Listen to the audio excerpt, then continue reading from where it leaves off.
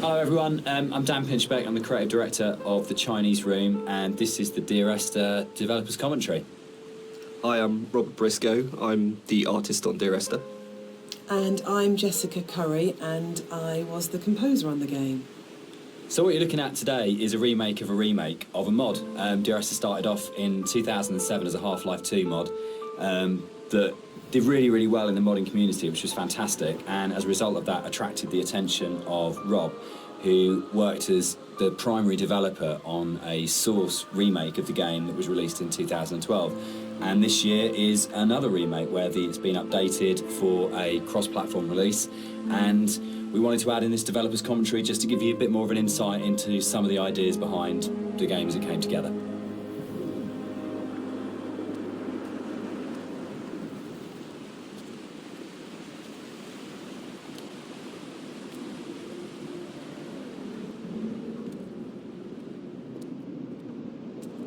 So you'll see around you in a lot of the environments, there's a lot of detail ingrained into everything.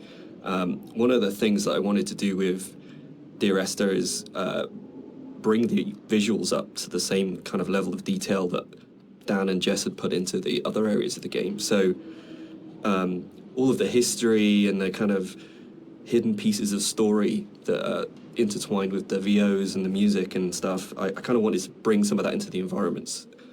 So if you look around you, you'll see that there's a lot of interesting bits and pieces, a piece of paper with someone's name on it, a photograph, an ultrasound.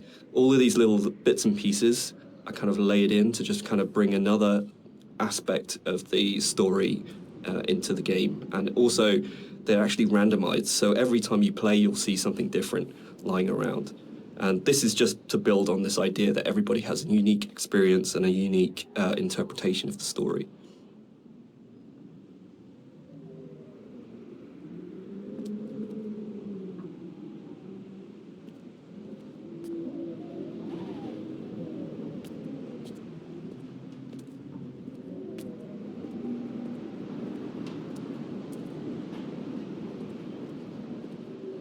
So you'll see around you in a lot of the environments, there's a lot of detail ingrained into everything. One of the things that I wanted to do with Dear Esther is bring the visuals up to the same kind of level of detail that Dan and Jess had put into the other areas of the game. So all of the history and the kind of hidden pieces of story that are intertwined with the VOs and the music and stuff, I kind of wanted to bring some of that into the environments. So if you look around you, you'll see that there's a lot of interesting bits and pieces, a piece of paper with someone's name on it, a photograph, an ultrasound. All of these little bits and pieces are kind of layered in to just kind of bring another aspect of the story into the game. And also, part of the point about the whole game, I think, was this idea that rather than having a linear straight through version of the story, that we could have multiple story units for each place you were, and I was really interested in this idea of how you can open up that space that people can interpret. So I loved the idea that you could have two people that had played this game and then would have a conversation about it, and one of them would say, oh, what did you think about when this happened? And the other person would be like, well, that didn't happen for me. I had a completely different event happen or a completely different story happen. And it kind of feels very gamey in that way, that actually one of the things I love about writing for games is that you hand over so much control to the player that it becomes their story, and that's really, really important rather than trying to force them. So using randomised blocks of voiceover in the game and the kind of randomised prop details that Rob was talking about means that it gives it a really different feeling every time you go through. And that's kind of interesting for me, because I like the idea of going, well, not everyone has to have the same experience, and because it's interactive, you have the capacity to have very different experiences occupying the same space. So yeah, but balancing all that then becomes an absolute nightmare. I think it's nice though, because everybody gets a personal experience. Like, I love reading the forums and seeing how people come and they sort of tell their story and what they interpreted of it, and then you see other people discussing what they thought of it. And to me, it's kind of nice because everybody takes something unique away from it.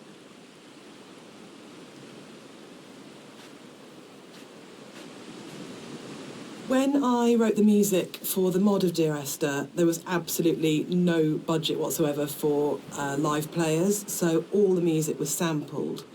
But one of the good things about that is it actually forced me to be quite creative about how I wrote the music. So with my background in sound art, I wanted to use samples in a different way that wasn't just using it to sound like a violin. I wanted to time stretch and manipulate samples to make something different and strange and quite unique. But then when we got the Indie Fund money, I had the amazing opportunity to re-record the music with live players. And that was so exciting for me, actually, because that's where it comes to life. And I thought long and hard about whether to write new music, going from the mod to the commercial version. But actually, I decided that my initial and original emotional response to the game was probably going to be the strongest response and reaction that I had. So I just literally, the music that I'd written for samples, I then wrote out for live instruments. But what they bring to it is transformative, actually. And I think The Beach is a really good example of this, where, you know, you have these awful samples soaring away, and then you have the string quartet playing this very bleak, very sparse music, and they bring the presence of the island immediately to it, and it comes to life. And that's the exciting thing about it. It wasn't a huge budget, but just having that experience of working with the players was just magical.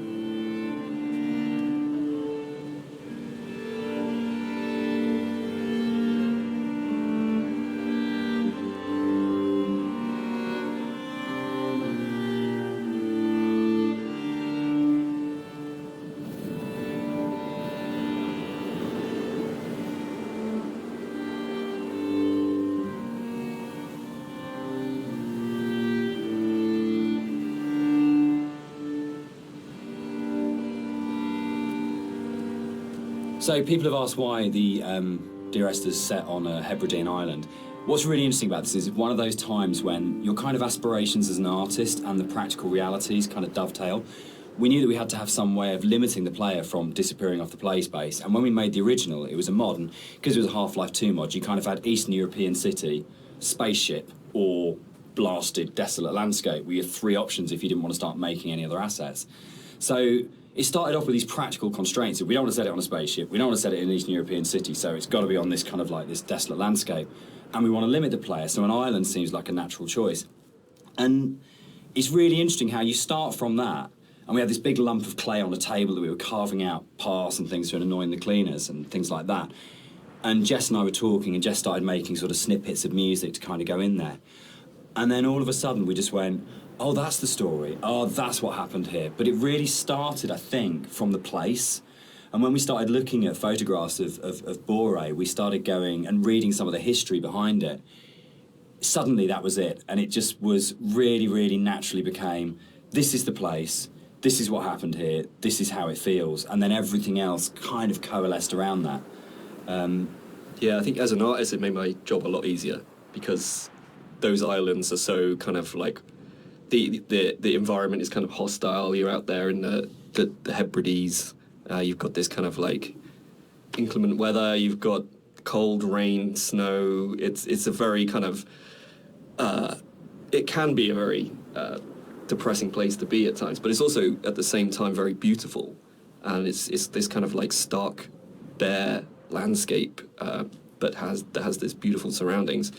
So it's, in terms of art, I think it really helped me to portray a lot of the themes in Dear Esther. And there was a natural fit with the music as well. It suggested a musical style, which was really key, I think. One of the things you're always trying to do as a composer is create memorable themes. And a slight... So people have asked why the Dear Esther's set on a Hebridean island. What's really interesting about this is one of those times when your kind of aspirations as an artist and the practical realities kind of dovetail. We knew that we had to have some way of limiting the player from disappearing off the play space, and when we made the original, it was a mod, and because it was a Half-Life 2 mod, you kind of had Eastern European city, space. Everything about Esther, for me, is a dream. that the landscape is not an island, it's the dream of an island. The music is like music that you wake up because you've heard in your sleep, but you're not conscious of hearing it. And the language in the story was supposed to be like that as well. It didn't matter the sense it made, it was more about the kind of the shapes it created, if that makes sense. So that the words would kind of were like being in water, like listening to something underwater. It'd be this very dreamlike, symbolic, poetic thing. And it always had frustrated me in games with game writing. This has really changed quite a lot. There was never any space for poetic language. It was very exposition-y, very descriptive, very direct. And you'd have like art and audio would have these amazing creative spaces they could explore.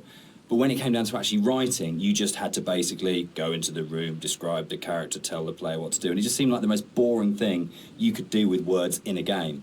And why couldn't a writer have the same artistic freedom as a visual artist or an audio designer or a musician, in terms of being able to say, isn't this just about creating this kind of emotional tone, this emotional space? And it's really, I still love that about the game. It's one of the things I love so much about Nigel's voiceover, is it has this really odd, disconnected, kind of dreamlike quality to it, where you might finish the game and not actually understand anything that happened, but you're being carried along in the flow of it. And without any kind of sarcasm at all, I get into trouble saying things like this.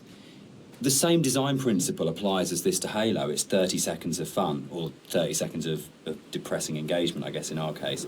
But it is about that loop of being in the moment in the game constantly, and that's actually the critical thing that matters.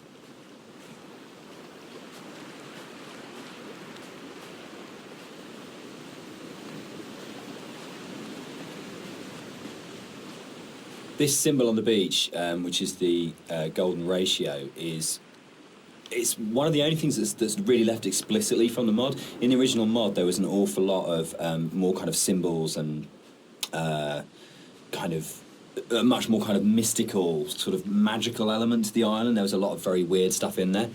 And a lot of them came out of the commercial version because they felt like they were a little bit explicit. I mean, instead, there's a lot more hidden kind of codes and symbols in there.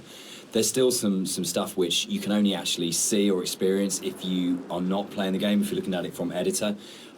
We had in the original mods things like trees planted to mirror the shape of the M5, or there's a whole bunch of things that are there to represent star clusters and all kinds of things like that.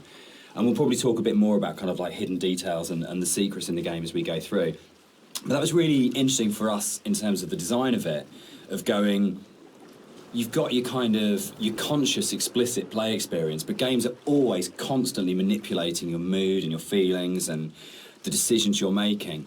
And so really trying to create a space that had all of these kind of subliminals in it was a really interesting thing that we wanted to do, both with the original, and then I think it got lifted up into a much more sophisticated version when we went to the commercial, because Rob was able to bring that sort of level of artistry to the visuals that really got that kind of sense of hidden meaning in there. And that was really important, given how kind of complex and symbol heavy and poetic the story is, where a lot of it doesn't actually make any sense, but it's about kind of leaving you with these, I guess, like the half-life of ideas and thoughts that you can't quite shake, that stay with you. So we really were trying to get that blend of how music, story and visuals could all create that really sort of uncanny structure that you wouldn't necessarily be able to define properly, but you knew it kind of had a meaning that was staying with you.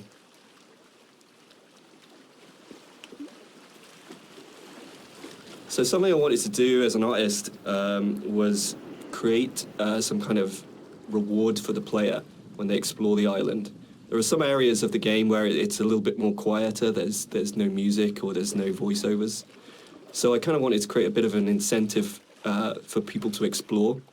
And you'll find around the island that these kind of like random scattered items that are usually slightly out of place from the environment themselves, but in another aspect, they actually bring a little bit of story to the island itself, usually to the island or to the actual protagonists or you know, the characters that surround it.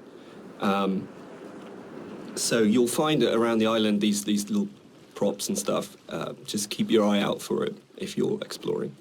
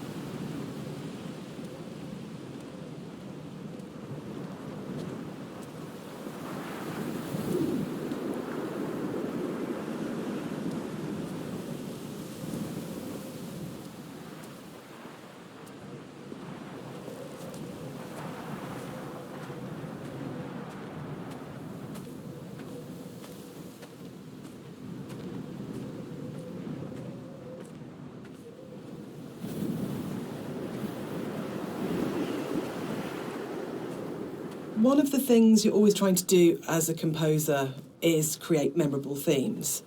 And a slight confession is that probably the most memorable theme, which is Remember in Dear Esther, wasn't actually created for the game. Rob's looking shocked. So it was actually from a piece of choral music that I'd written years before, based on a Christina Rossetti poem called Remember. And one of the things I was talking about earlier was how I didn't have any budget. So I had this piece of choral music, and I thought, hang on, this is absolutely perfect for Esther, but I don't want to use all of it. So the only bit that you actually get in the game is the first line of the choral piece of music. But that actually went on to form the main theme of the music that I wrote. And I think for me it's really interesting about how things that you've written earlier, years before, sometimes come in really, really useful and fit. So I always tell people and students not to despair if something doesn't get used or doesn't work at the time, because actually there'll come a place or in a time where you think, hang on a minute, I've got something that fits. So in terms of that memorable theme, the Remember theme gets used in multitude of different ways during the game. And one of the things it does is helps you to identify the kind of psychic place that you're in the game. So the theme is played in lots of different ways, and actually you'll notice that as you go through the game, it becomes more and more broken and more manipulated and broken down as the player goes through the journey and as you're psychologically struggling to get to the end point in the game. So music's really, really useful for highlighting the psychological mood. And we talk a lot about psychogeography, which always sounds a bit pretentious, but actually I think it's really important to what the three of us did in the game. Yeah, absolutely. Dan, maybe you want to sort talk of like a bit the about core that. kind of idea about psychogeography. If you're not in the place you're in, is not the place you're in, or you create the place you're in. It's not just as you're here and then the landscape's out there, but you don't navigate like a city by street signs and by those kind of formal things. You navigate it by the things which are significant to you in the way that you've lived in that space. And I think that was really kind of key to, I think it's really central to how the fusion of art and story and music come together in Dear Esther, because it's not a place where we're going, right, we have to lead the player up here because it's a natural formation, and then you would naturally have a piece of music here because you come around a corner. But the story, music and art all work around the idea of what's going on in the narrator's head at this point. How do we represent his emotional state relative to this landscape? And again, it's that idea of the game is, it's a dream of a place. It's like the idea of it being a fever dream or a coma dream, which obviously ties in a lot with the kind of story, and we'll come back to in a lot more detail when we get to the caves a bit later on.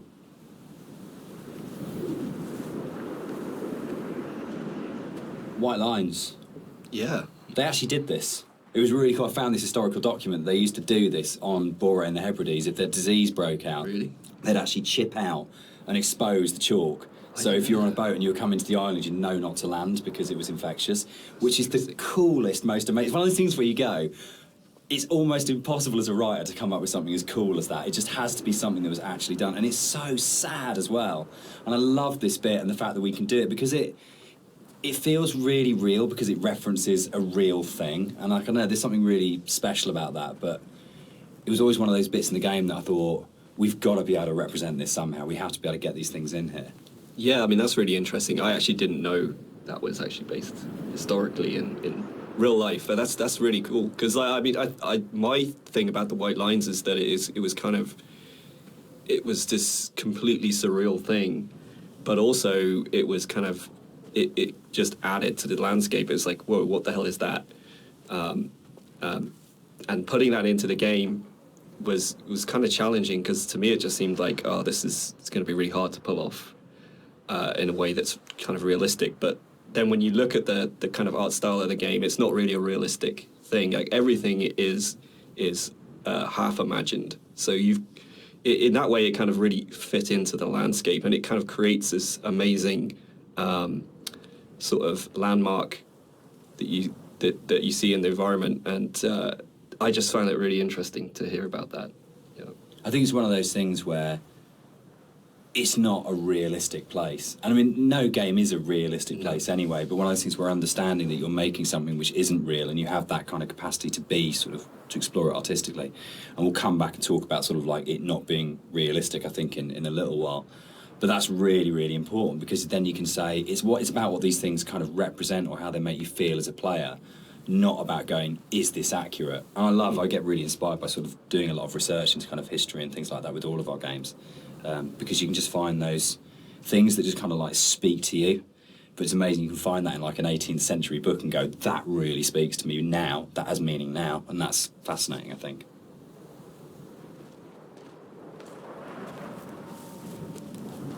Something that I wanted to bring through in the art of the game was the same kind of fidelity that you find in both Jessica's music and Dan's writing. In the same kind of way that you have all of these little details, these very close attentions to detail that kind of really bring richness to the story. And something that was missing in the original mod version was just this lack of a visual layer of story. And something that I did throughout the art of the game is to add in all these little details here and there, little bits of story, little links to certain things that you may or may not hear or see, just a layer of richness in the world and give you some kind of reward for exploring. So keep your eye out as you look around.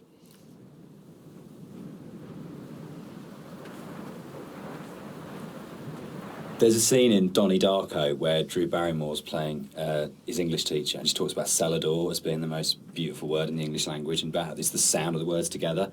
And Dear Esther actually comes from the introduction to From a Faith No More song, the Crab song on the first album, Introduce Yourself. And there's a point where, I think it's Chuck at that point as the vocalist before Mike Patton, just says, Dear Esther. And it really lodged with me because the sound Dear Esther just has a really amazing sound to it. And I think when we started making it, and the idea of it being this series of letters to someone came through, it just came straight back out of going, that's just a really beautiful sounding combination of words.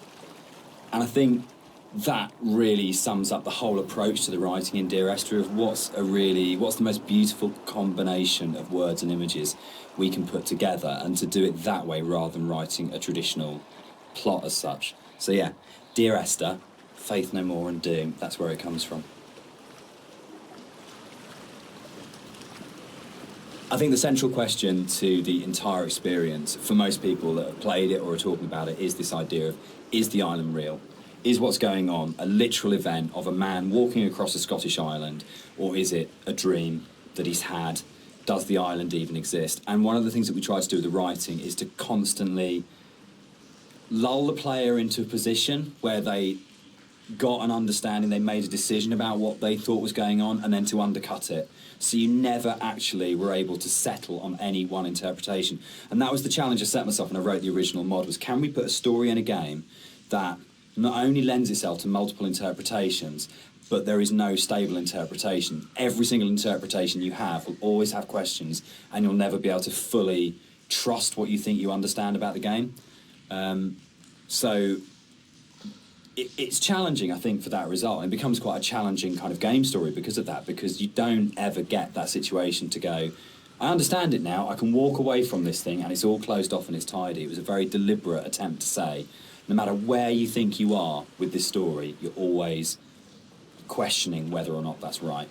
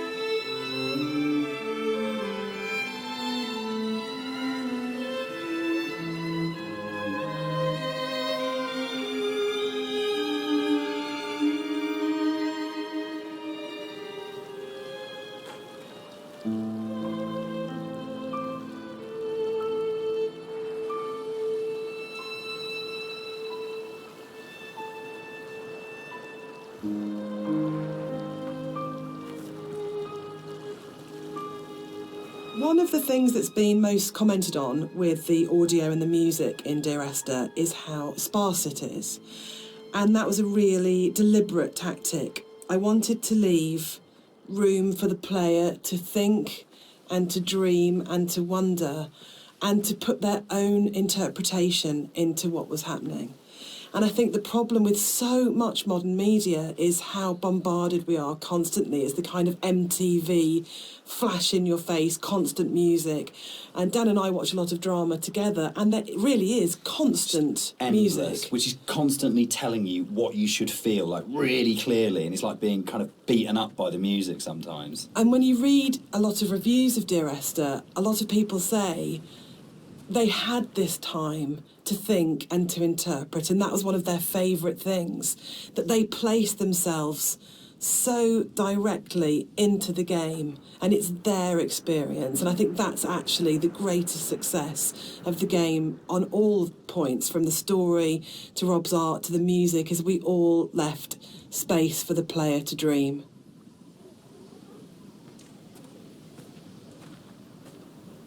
So there's a lot of places in the game where you see a lot of strange things, and this is very deliberate. One of the things we wanted to do is just kind of like not spoon feed the player every little piece of story. We kind of just, some things are literally just in there to just kind of let you think and let you decide on whatever you want to bring to the story yourself. So it's kind of like I approached it like an impressionist painting, where you've got like this kind of very vague outline of things, but if you stare at it enough, you can kind of like fill in the spaces, and kind of the image comes together on its own. So a lot of these kind of strange pieces of geography and stuff, that's really kind of deliberate in some ways, just to kind of keep the player's mind open and kind of bring their own interpretations of the story through that.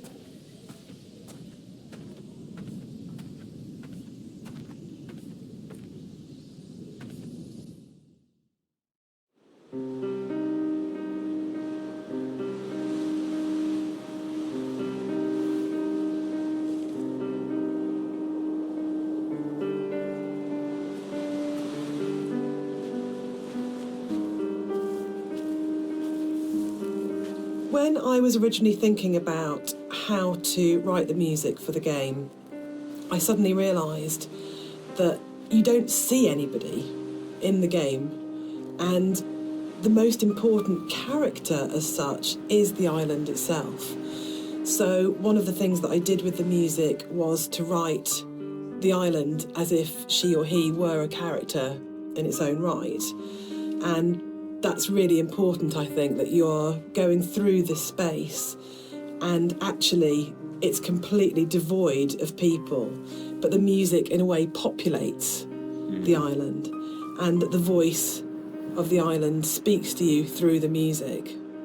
Which is interesting, because I think that's really come on in terms of later games we've done, that sowed the seeds for the way in which we approach music in Rapture, where it was very specifically the voice of characters. A Machine for Pigs as well, where the music was about being Lily's voice in the game, Lily's representation in the game. So it's interesting how, looking back on Esther, a lot of those kind of ideas were tried out here that then came on to take other forms in stuff we've done since.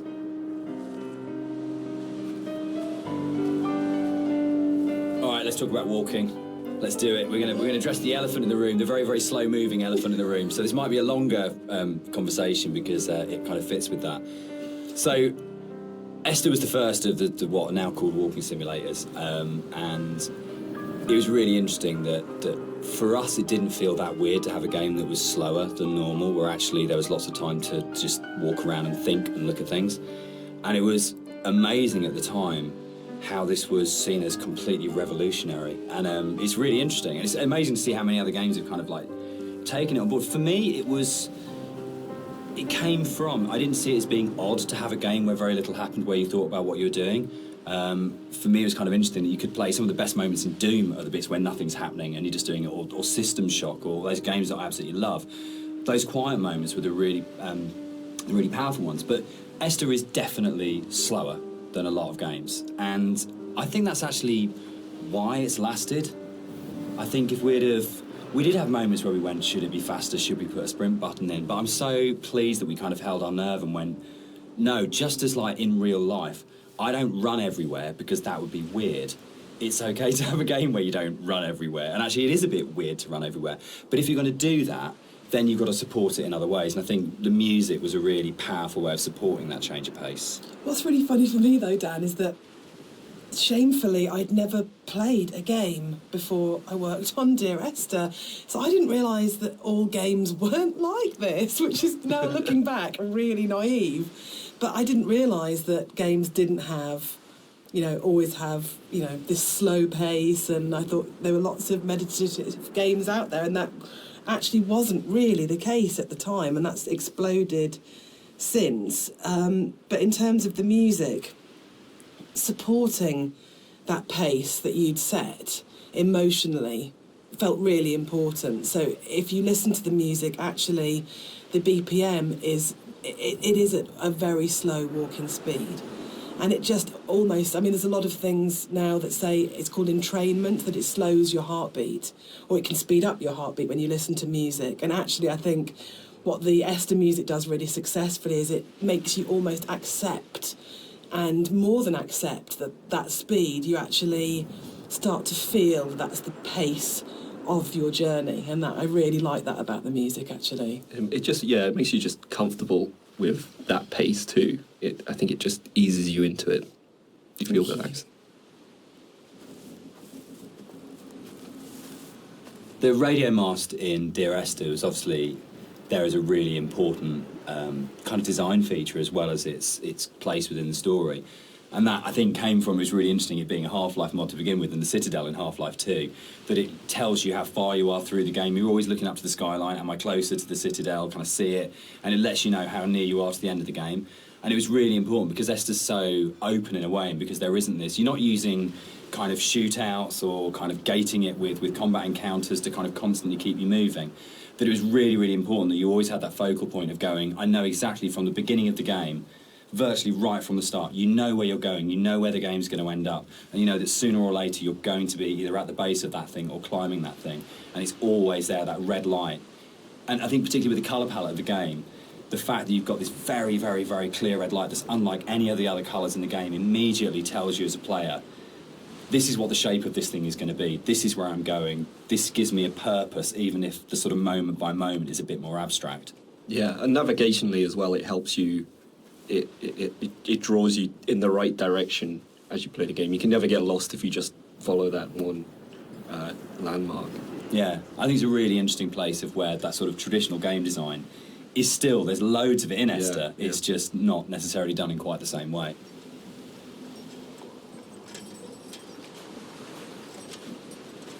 So something you'll notice as you look around the environment is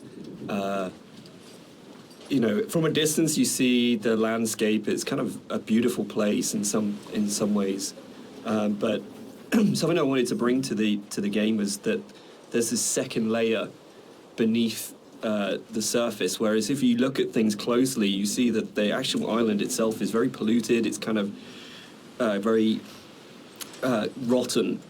Everywhere you look, every rock, every grass surface, it has this layer of filth on it, and it's kind of been put in there just to kind of emphasize further that this island's a really unpleasant place to live.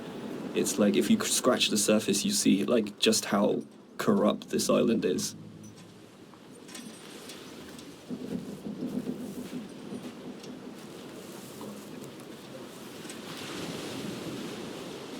we cast and did all the voice direction for Esther ourselves for the mod, and it was basically Jess and I on a casting website, just listening to people's show reels and finding what's the voice of this thing. And there was never any question about Nigel. I think we heard his show reel for the first time round. It's probably been listened to sort of 30 or 40 actors, and we started listening to his show reel and just both looked at each other and went, "That's it, that's him."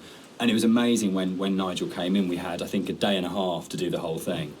And he just did that amazing thing that really, really great actors did. If he just walked in, got in front of the microphone, and more or less did the entire thing in one take.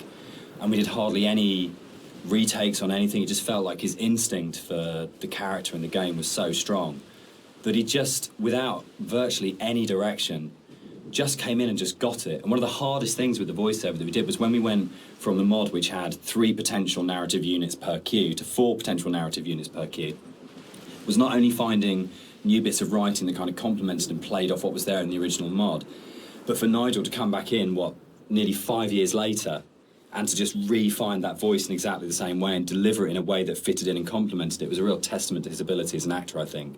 That apart from we had spent quite a lot of time trying to make the sound actually sound the same in terms of mic placement and things like that, but in terms of the actual delivery of those new monologues, you wouldn't know that was both written and acted sort of 4.5 years after the original thing was done. So the one person who's not in the room sort of today but deserves a huge amount of credit for how the game kind of eventually was delivered, but also I think in terms of how the game has lasted, a huge amount of respect needs to go to Nigel Carrington for his work on it.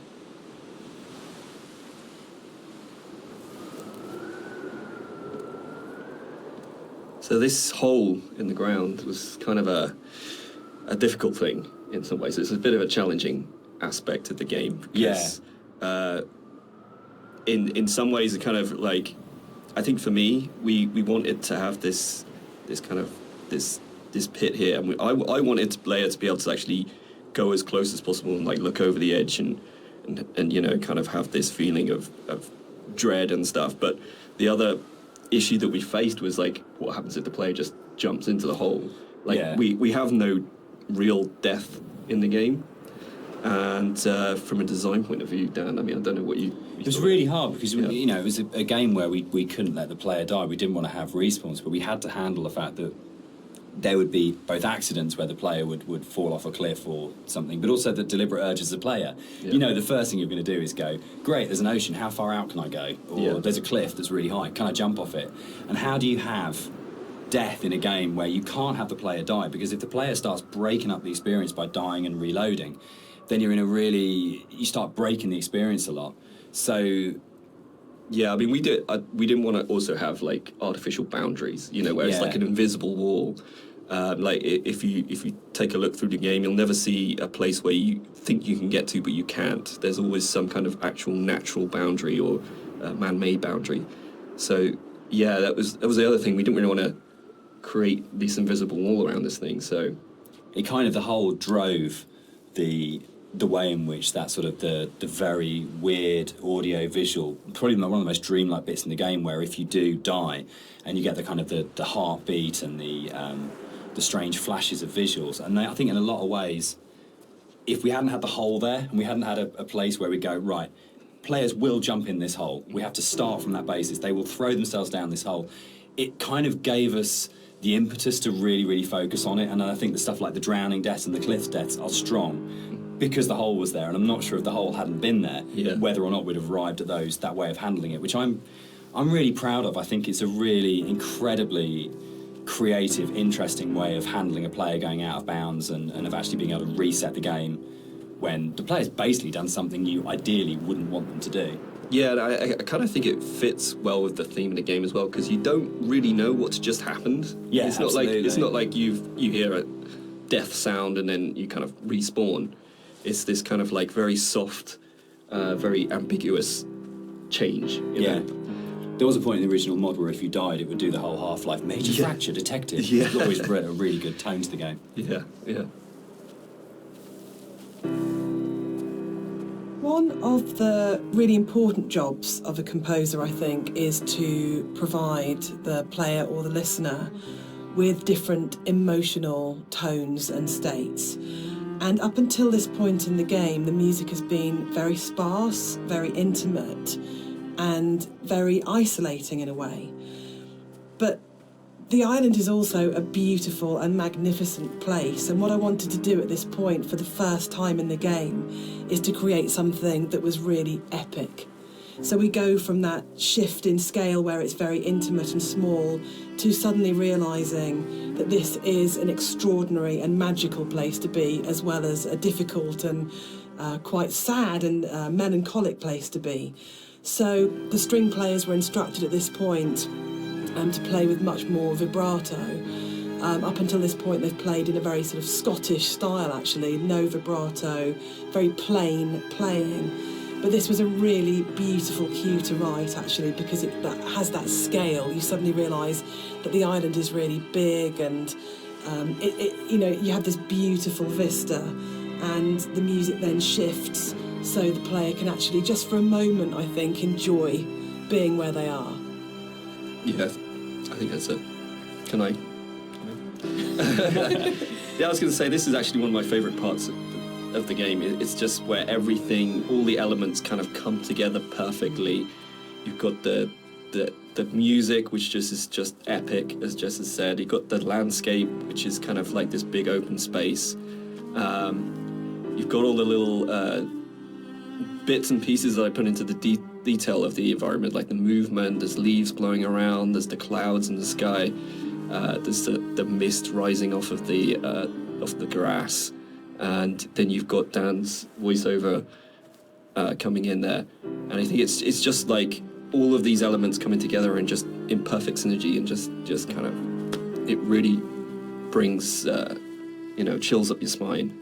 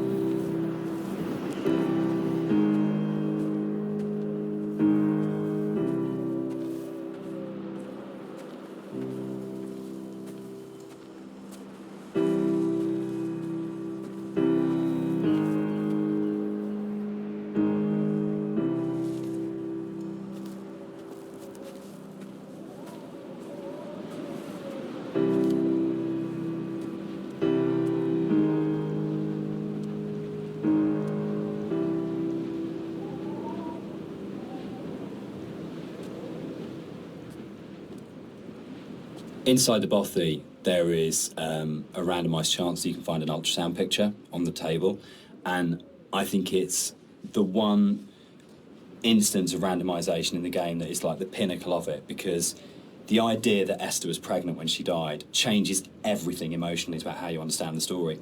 And not to say that you don't care as much if you don't find it, but it just adds this other layer of just the ground falls away from him the first time I saw it, and the meaning of the crash and Esther's death just means so much more when you go, it's not just about her, there was an unborn child here. And I think that's where the randomisation just hits its absolute peak, because it's one tiny detail that may or may not be there, but if it's there, it's going to fundamentally change the way you feel about the entire thing. And that's the strength that the randomisation elements in Esther kind of provide, that you go, your likely kind of feeling about the story and your understanding about the story can be changed so absolutely by the occurrence or not of one tiny little prop detail. And that's something which, those moments I think are what make it really, really special. So it's for me, it's almost like the most important prop in the game, because when it happens, it's so profound. Yeah, and it's again, it's just something that makes each playthrough more personal, I think. This is what I love reading about, people finding these things and going, holy shit, I've just found this one thing that's going to change it. That's changed my interpretation completely. Yeah, absolutely. So as you leave the bothy and the seagull takes off, that's the one jump scare in the game, which is kind of interesting, because when we made it, we kind of had to, we kind of called it a ghost story, but there was no intention really. We kind of wanted this dreamy, hallucinatory type thing. But when it came out, people started coming back and saying, this game is absolutely terrifying. I was really, really frightened. And that was really amazing. And I think it's because nothing happens. We're so trained in games to go, there's stimulus all the time, that if nothing happens, you're waiting for something to happen. And kind of, I tend to go back to again and again the whole sequence in Dead Space 2 when you go back to the Ishimura, and it's like the best bit of Dead Space 2, because for what feels like hours, but it's probably only about 15 minutes, nothing happens and no necromorph comes at you, and it's absolutely terrifying because it's just this space and you're just left in it. So I think the kind of the bird here is really interesting because it can actually really, really make you jump. But I don't know if that was part of why people were saying that the game was really scary, but it was a real surprise when people started coming back and saying, this is a frightening game. And I don't know how much of that is to do with the ideas in the game are frightening when you think about them, and how much of it is to do with just the emptiness and the lack of kind of things in the game make it a really quite stressful or quite frightening place. But it was a real surprise, I think, that sort of reaction from a lot of players when we shipped it.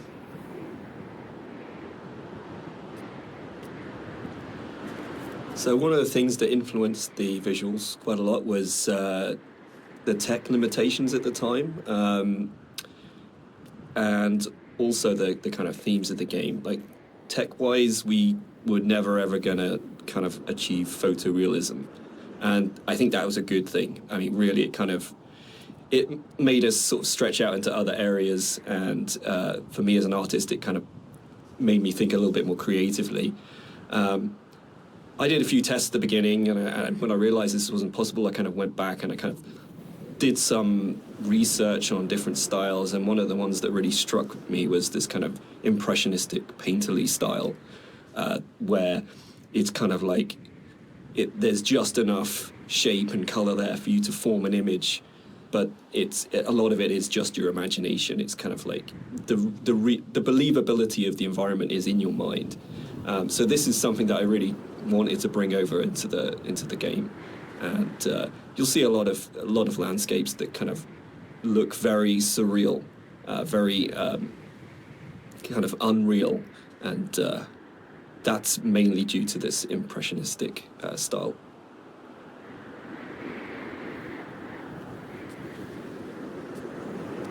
We should probably talk about some of the inspirations behind it.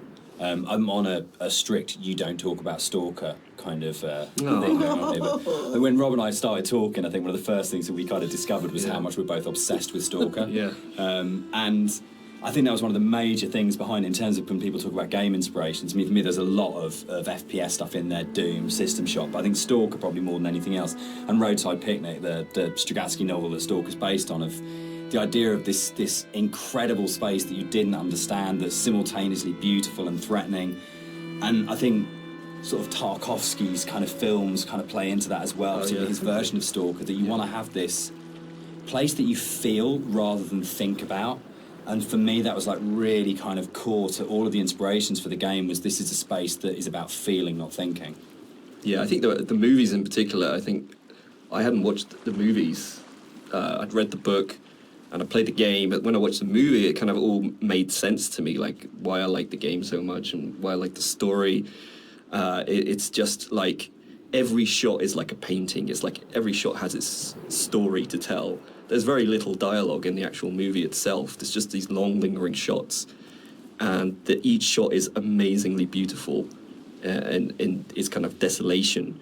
And for me, that was like a huge influence, like trying to bring some of that through into the environments. So that is definitely something I'm going to struggle not to talk about.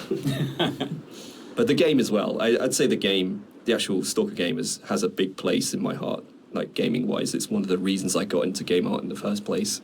Yeah. So that to me is a big part of it too.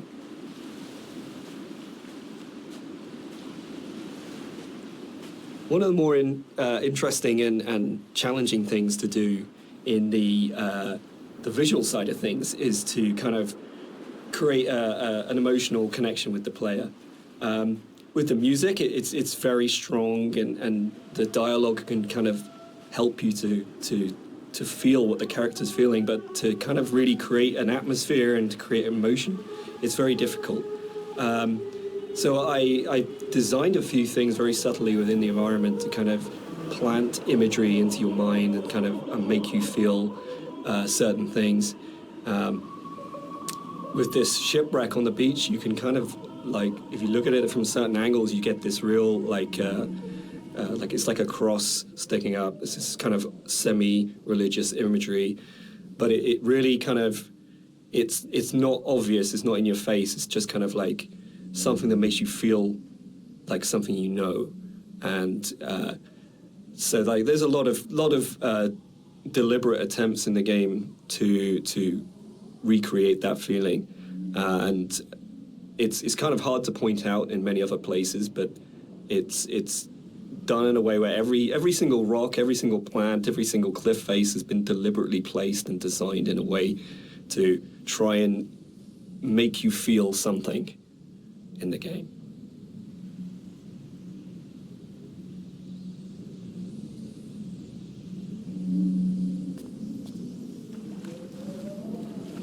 This is another of my favourite bits in the game, where you come along the edge of the sort of gully and you find hundreds of books, and it's one of the first times where most explicitly there's the suggestion that nothing you're seeing is real, because there's just no way that this can exist, and it's a really amazing, uncanny moment. But it works, I think, for me, because you just go, I don't understand it, but it's lodged somewhere in my head and I can't get rid of it and I can't unsee this. And I think for me, like in terms of my influences from books, I mean, there's the obvious sort of stuff like with Burroughs, Cut Up and things like that going on. But it comes to the kind of books that I really love, that, like Roadside Picnic, or the other one by the Strugatskys as well, I absolutely love, is The Ugly Swans, that's just full of these images that you go, I don't understand, I literally have no idea what's going on here, but I can't shake it, it's just got its hooks in me. And I think more recently you've got books like Jeff Vandermeer's Annihilation does this so well, where nothing is understandable, but you feel the logic, but you can't understand the logic, but you feel like the logic's there. And that, I think, is a really powerful thing that games are so good at doing, of creating these things. And I think where a lot of game writing for me becomes kind of the wheels fall off it, is that they have these amazing ideas and then suddenly there's this huge rush of going, right, we've developed this mythos and we've shown you all the tips of the iceberg, which are really interesting, but now we're just going to show you the whole iceberg. And actually, that's never that satisfactory as a player, because it robs the mystery. And I think the best game writing is those kind of moments where you go, I feel like there's something just outside the edge of my vision or just on the edge of my hearing. But it's the confidence to go, that's it, that's all you get, and the rest of it is up to your imagination. And I think it does loop back to games like Stalker. I think Skyrim at its best does it so well, where you just have these moments where you think, I want to know, but it's going to be down to my imagination to draw those things. And the player's imagination is the most powerful thing you've got in your design kit. There is nothing you can put on screen, there is nothing you can do with audio, there's nothing you can do with dialogue that will ever be as powerful as the player's own imagination. So if you oversell the idea and oversell the image, what you're actually doing is you're kind of not only robbing the player of the opportunity to invest in the game, but you're also fundamentally opting for a weaker tool than what the player can bring to the experience themselves.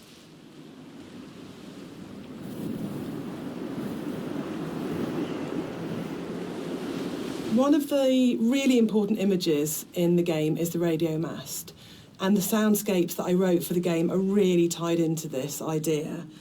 So it's the concept of the tortured sounds that they're so broken down, they're so manipulated, and it really is supposed to represent the inner state of the protagonist at this point.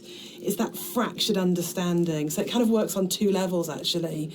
We have the narrator who's trying to understand the journey that he's on, and we also have the audience's journey and their struggle for comprehension to understand what's going on in the game. So this distortion, this breaking down, this fragmented, kind of tortured sound really ties into the idea of the radio mast and that idea of communication, actually, that the game is trying to communicate something to you, the narrator's trying to tell you something, but it's so difficult to understand what that is.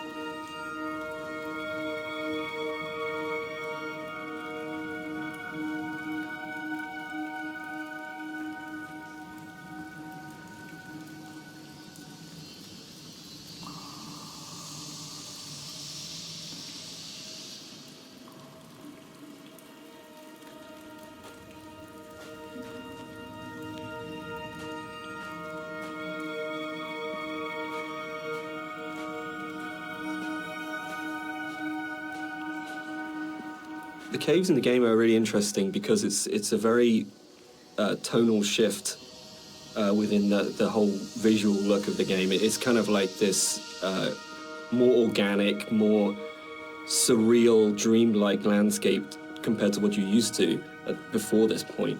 It's we kind of used the visuals and this kind of unreal theme very subtly, but here it's kind of at the forefront, and it's, to me, has kind of been designed as this kind of journey through the inner self, through the body, and it's really designed to be a very different experience compared to the rest of the game.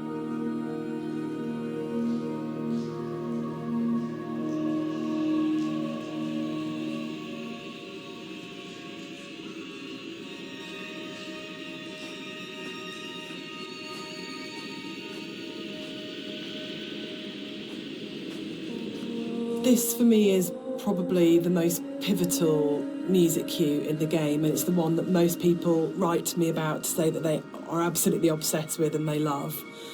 It's the only music cue that has singing. It has a female voice, and I think that's a really important shift for me, that you've gone from this beautiful string music, but it's quite abstract, into what is effectively a song. And with lyrics, so you're actually explicitly saying something as a composer at this point. The other thing that I think it's important to say for me is it's the biggest shift from the music that I wrote for the mod. It's the same music, but the act of having it sung by an amazing singer. I sang it on the original and it's really bad, and Clara Sanabras re-recorded it, and it's what good actors do, it's what Nigel Carrington did, it's what good musicians do, and they take something that you've created and they just shove it up into the next level and make something that's good into something really extraordinary. And also for me, I think it's a point where the environment art and the music just meld so beautifully and so seamlessly into one. I mean, on a personal level, I've played the game hundreds of times now, and I still enter the caves and I look at Rob's work and I'm just absolutely overawed, just gobsmacked by its beauty. And I just think it's a really magical moment in gaming for me, actually. I know that probably sounds really dramatic, but I just think it absolutely hits something where everything just works together. And the music is so dreamlike. You know, Rob has talked about the journey through the body, and I think that's absolutely, for me, the music becomes so organic and fluid and actually very feminine and female at that point. You're hearing the voice of his love.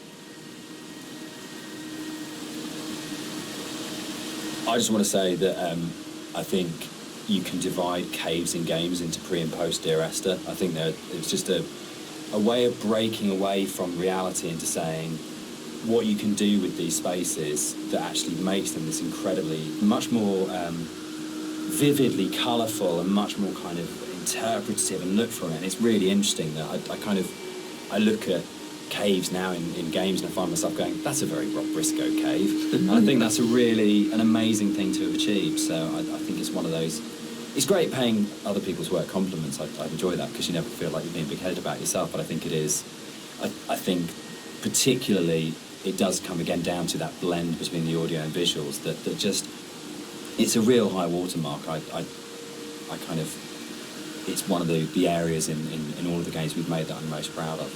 I think as well, you think you know what you're getting with Dear Yes. Esther for the first 45 minutes of the game, wherever we are at this point, and then you step into something completely unexpected and completely new, and I think it just throws the player such a curveball in such a wonderful way.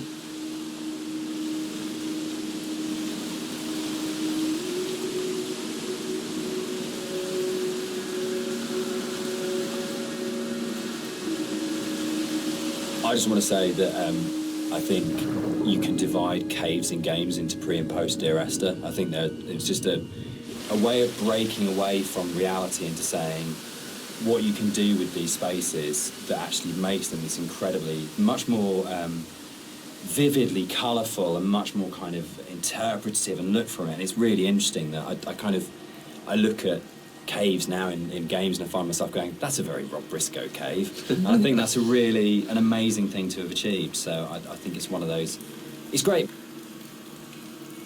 I think when you're designing a game, it's very easy to get very locked into what the system can do.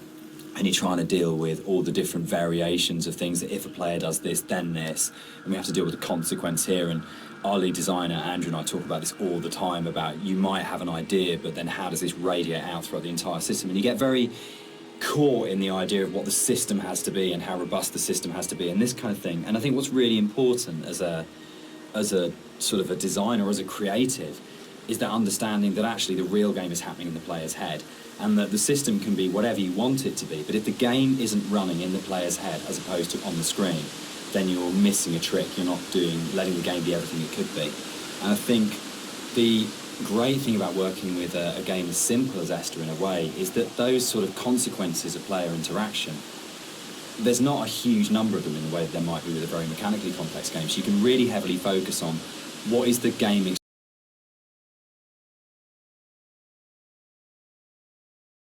There are other, sort of, I know this is a kind of a way of approaching game design that has become increasingly popular over the last few years, and like Journey was a really, really good example of that game company really focusing on what's the emotional experience of playing this game.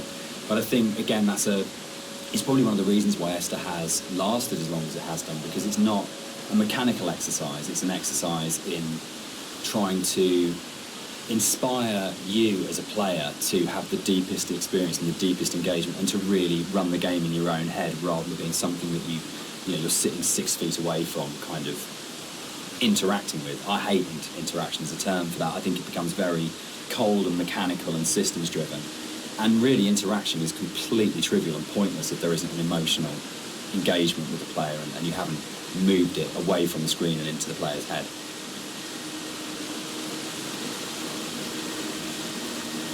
What's really important to me is that Dear Esther started out as a Half-Life 2 mod, and if the Half-Life 2 modding community hadn't championed it and celebrated it and downloaded it a lot and talked about it and loved it, then it would never have been a game. So it's never really bothered me the kind of is it a game conversation, because as far as I can see it, Dear Esther and like everything that's come after it that's been inspired by it, this was championed by Half-Life 2 modders, and they made it what it is. And so if you've made something that the real kind of hardcore of the hardcore in terms of these are first-person shooter modders have gone, this is really good and really special and we're behind this, then you've already got the support of a really amazing gaming community, and the fact that they championed it, we owe them a huge amount in terms of where we are.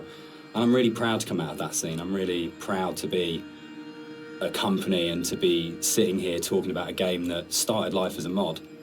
Yeah, I think they're the ones that have really kind of like pushed us forward and given us the passion to be able to take it to a commercial level and give us the confidence to make us believe that there's an audience for this kind of thing.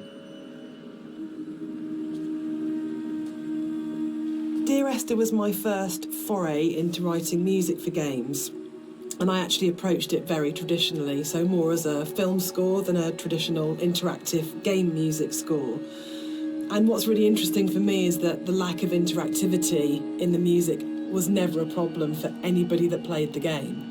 And that's a separate discussion, but there's a big schism between game music composers of how much the music should be following the player at all times in terms of interactive music.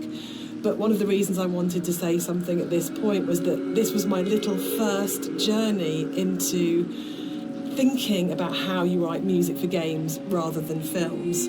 So I had this song that was a certain length, and Dan said, well, we don't know how long the player is going to take to traverse through that space. And I thought, oh no, he's right, and slightly panicked. So this was a very simple solution where the song was split in half, and then I wrote some drone music that could just play for as long as was needed as the player walked through the space, and then the second half of the song would seamlessly play. And it's very, very simple, but it's quite emblematic for me in terms of my career, because it was the first time that I had to think about the player.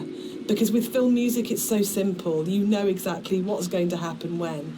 But this concept of interactivity was so new for me. So I kind of look back at it fondly because it's quite a basic approach to, you know, compared to something like Everybody's Gone to the Rapture, where that was an open world adventure where I had to really think about the player and their movement through the space. So I kind of look on this very fondly, this moment in the game.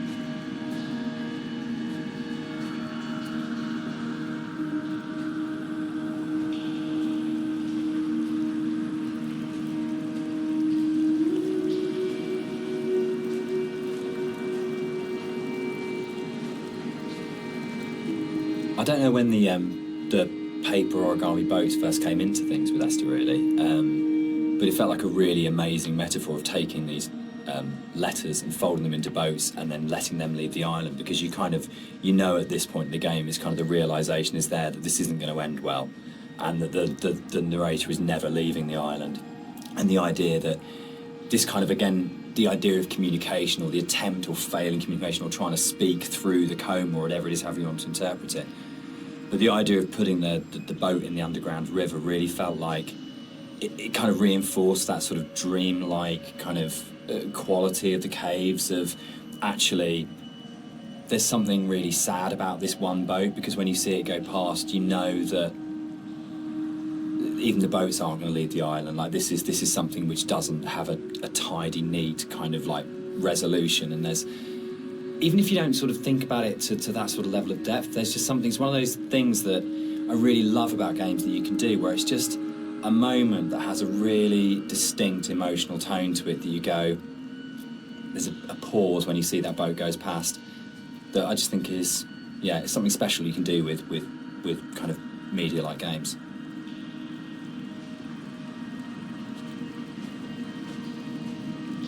In a lot of ways, the caves were the hardest area of the game to actually write, because we knew we didn't want to have much voiceover in there. I think because of the strength of the music, and this goes right back to the original mod, we wanted that to be the voice and for it to be a chance for Esther to speak rather than the narrator. And we also wanted to have this break, so when the narrator came out from the caves, you had a real definite sense of something happening, and that he had changed as a result of this journey. So it meant, really felt wrong to have a lot of voiceover within there, but then that made it really difficult, because then it was, you had like 4 one-sentence lines in there, and each one of those had to have an absolute clarity and to really kind of work. So I think for me, it was really interesting. It's like the difference between writing kind of fiction and writing poetry. When you read really amazing poets, and you have that incredible surgical precision where every single word is considered and placed so absolutely, and rather than being able to kind of, because the narrator rambles quite naturally, it was able to, you could kind of get into the flow of the narrator's ramble in other places in the level, and this was a real challenge, because suddenly I was having to write like a poet, of going, every single one of these words, every single cadence, every single sound has to be absolutely perfect, or it'll just feel like the narrator's voice is intruding on the rest of the experience. So it was, yeah, I think definitely the most challenging area of the game as a writer.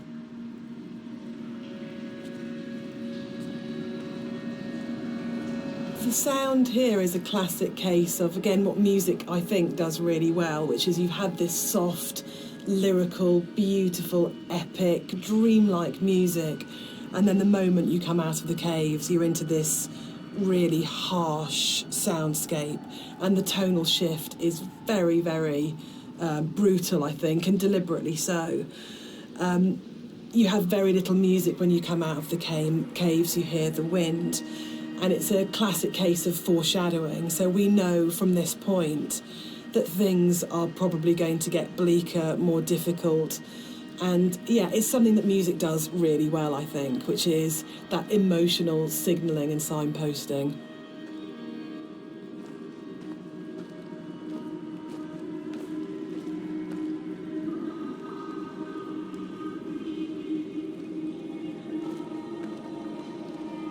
This whole area moved, didn't it? The original mod, this was a cave right at the beginning of the caves where everything was written, and it moved to the back end of the level, and we have this long corridor that's full of these kind of it's the point of high madness, I think, in the game, isn't it? Yeah, it's kind of just where you feel like you're losing the plot completely, both like visually and auditory, and you know, it's kind of like this really frenetic moment for me.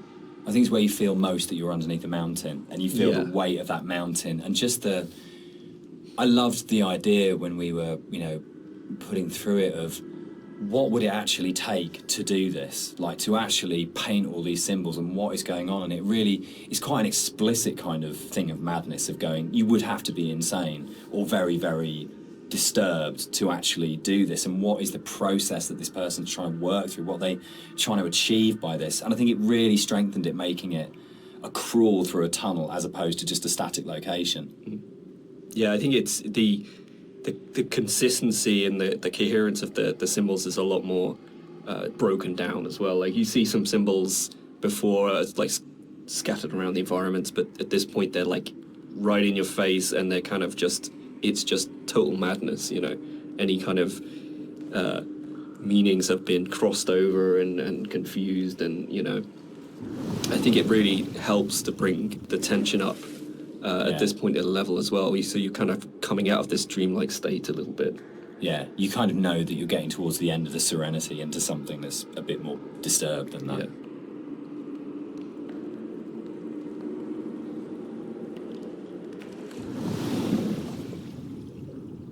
This is a bit more of a contentious one because we disagree on this one. I struggle with this. With the points in the caves where you duck above and below the water, and you have to have that transition of audio. And I love the audio on both sides of the surface tension of the water, but I really struggle with you breaking water because it's such a hard edge to the sound. And I don't think there's any other way around that.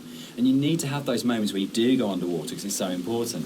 But it's one of the areas that's never sat very comfortably with me, because I feel like in a level which hasn't got a single edge in it, it's the one edge within it that breaks me. And that's why I think it's so successful, because you've been lured into this completely hallucinatory, dreamlike world, and then all of a sudden, as a player, you're literally gasping for breath. You're coming up for air. And I think when we're talking about that metaphor of the body, for me, it's so about birth, and it's about this coming through the water, and actually it's a moment of realisation for me, but you're having to go back under again, and you're diving down. So for me, without wanting to sound incredibly pretentious, it's about the fight between the conscious and the subconscious, and that struggle. Booyah! There's actually a really interesting thing about that underwater section there, though, is that, I don't know if you remember, but you had a certain piece of music that plays when you're underwater, and to me, I really like that. It's kind of like because at this point it's kind of like a very calm, relaxed type of a journey, and you go on the water and it starts to break apart a little bit, and it's almost like, you know, that kind of psychosis is still there. It's not complete bliss at this point, and and it helps to build the atmosphere up to this final jump. So we're both saying that Dan's wrong? Yeah. Excellent. Yeah. That's good. That's the way it should be.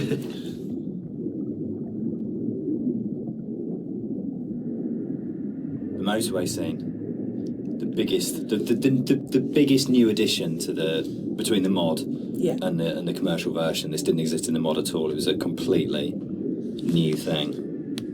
Yeah, it's I wasn't sure where the idea spawned from to have this scene, whether I just sort of went off or we discussed it, or I can't remember. You know, I can't remember. Can you remember? It just kind of appeared, didn't it? And then yeah, it was just this kind of. I think for me, actually, I remember being some technical difficulty between the drop and then coming out at the end part, but it was like it was the same thing that we dealt with in the past of like, how do we not kill the player?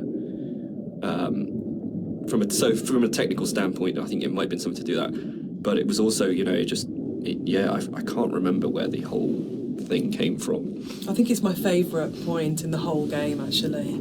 I think it's just it's quite shocking, and it's so surreal, and it's so beautiful.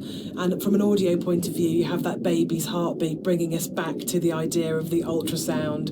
Was Esther pregnant? And it's one of those moments that I think everything just kind of collates together, and it's so unexpected. Yeah, for me, it's like a moment of realization. Yes. It's like, it's coming to terms with something almost, you know. Whether or not what actually is going on at the moment is real, this did happen. There's kind of an absolute. I remember playtesting it, and I didn't know that the car can get switched out with a hospital gurney, and I must have played it. I was like 3 or 4 times into playtesting it. The first time it switched out and it was a gurney, so I really remember kind of sitting there and going, "Oh God, that's just," and really being just stopped in my tracks by it. And it's one of those weird things you get when you're making a game, that you know you'll never have those moments that a player does, where you know it all so well. It's really, really rare to be in a situation where you actually get a genuine, fresh player's eye view on what you're making. Yeah, I was always a bit worried that it was maybe a bit too literal. Like we gone a bit too literal with that. But I think looking back at it now, there's still a lot of strangeness going on there. Obviously, the whole scene is unusual, but there's still these like very subtle details that are there that kind of still making you think, what does that mean? Like I think if you look closely, there's like coins scattered around and things like that. It's And for me, it's, again, sorry to keep going on about it, but it's about layers of subconscious for me. That you start overground, you go into the caves, you go deeper, you're falling down, it's going down the rabbit hole, effectively, and then you go to the deepest level, and that's actually the truth, that's the reality, that's what happened. So the admission really is that I did play fast and loose with the geography of the M5. There isn't actually a welcome break service. It's just outside the junction of Sanford. But As we has also been know pointed out to you. players. I mean, what a thing if you make something that's based vaguely on somewhere in real life. In terms of a compliment, when you're getting emails from players going, there isn't a welcome break there, and people really trying to work out where is this, and whole threads about where on the M5 it is. That's just the most amazing feeling. But I think what I think works really, really well in Esther, and again it's something that I think is really carried forward to our other games, is that a lot of the time we're not dealing with kind of like big, glamorous, amazing, epic places. It's a sort of like a ratty little island in the Hebrides. It's someone who lived in Wolverhampton. It's just outside, a service station on a stretch of the M5, and I think that earths what's going on. It gives it a realness as well, particularly when you sort of put it against the surrealness of the caves. Actually, you're kind of going, this is really surreal and this is really, really dreamlike, but actually I'm talking about, a car accident just outside a little chef, and that playing off those two things against each other. It's like making the ordinary extraordinary. Absolutely, yeah.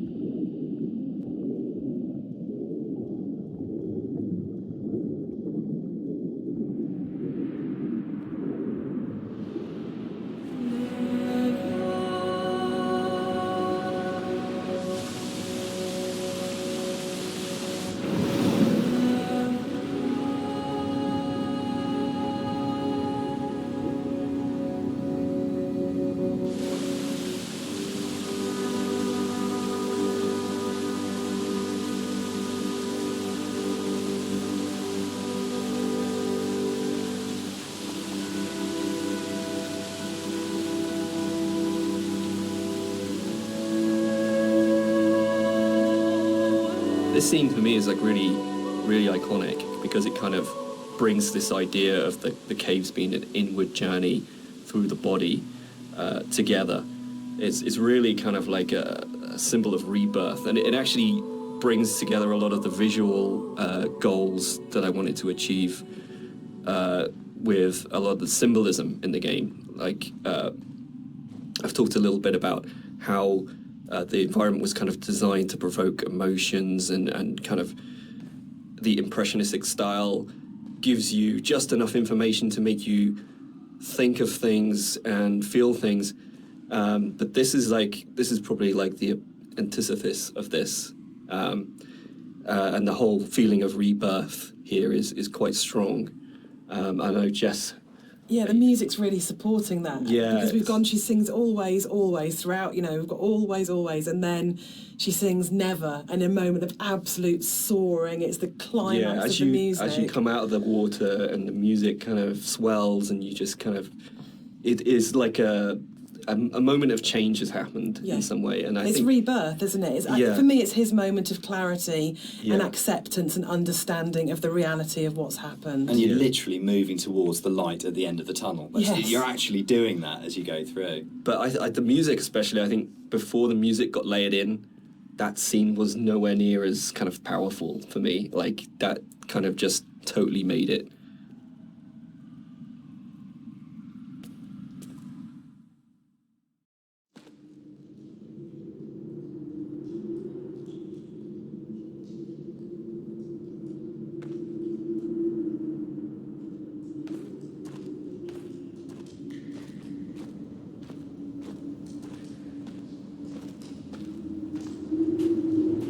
Dan and I had worked on lots of projects together, non-game projects, before we made Dear Esther. And I think the thing that links all of the projects that we've worked on together is that idea of hidden stories and layers of stories. And one of the things I wanted to do with the music was to embed hidden little hints and stories into it. So the music that you hear here has Morse code. And the Morse code is spelling out the word Esther. And I really, really liked this concept of that some people would understand that it was Morse code and try and figure out what it was saying. It also provided a really interesting rhythmical dynamic. And it's just about these ideas of hidden stories and layers. But it also starts to emphasise the obsessional nature, I think, of the story in Dear Esther and his agitation and actually slight panic. So you're getting this rhythm that just repeats and repeats and repeats obsessively. So I think even if you don't understand that it's saying Esther, and even if you don't understand that it's Morse code, you're still getting this feeling of this obsessional repetition and slight panic that he has. And again, it's kind of it's the new chapter, and it's spelling out that something has changed at this point.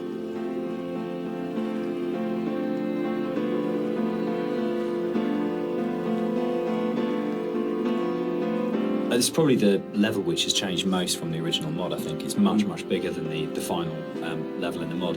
One of the major changes in there is in the original mod, the whole side of the cliff face was covered in painting and writing, and a lot of that moved inside to that corridor in the caves where it's really obsessionally painted on.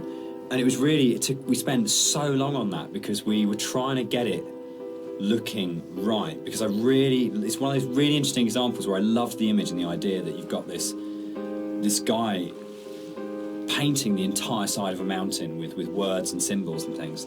But it was really interesting, when it went into the rebuild, it just never worked. And I think it was because the environment was so crude in the mod that those symbols and that painting became the focus of the level, and it changed the feeling of the level completely, when actually that just wasn't something we could realise in any way, that not even technically, but just didn't artistically look and feel right. And I think probably sort of retrospectively looking back on it, that's about the sort of the sophistication and the subtlety that then came into the art, rather than just being, this is literally just a canvas that we write words on, to actually the environment telling its own story without the story being literally painted on it. Yeah, it was very difficult when we were experimenting with that to kind of like make it not completely unreal. Like, I think for me it was kind of, I wanted to kind of bring the player a little bit back into reality after the caves, and I think with having those symbols everywhere, it was kind of pushing them out a little bit.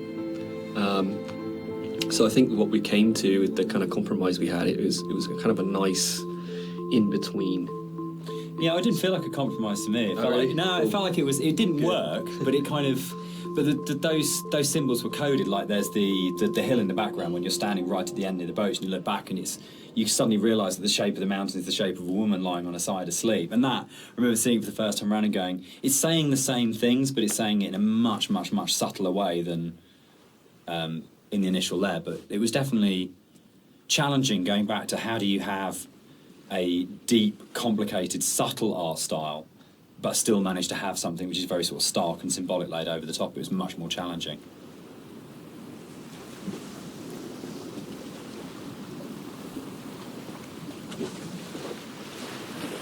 I think one of the most fascinating things for me about planning this director's commentary has been that in previous years, when all the three of us have talked about Dear Esther, we've talked about the interpretation of the player.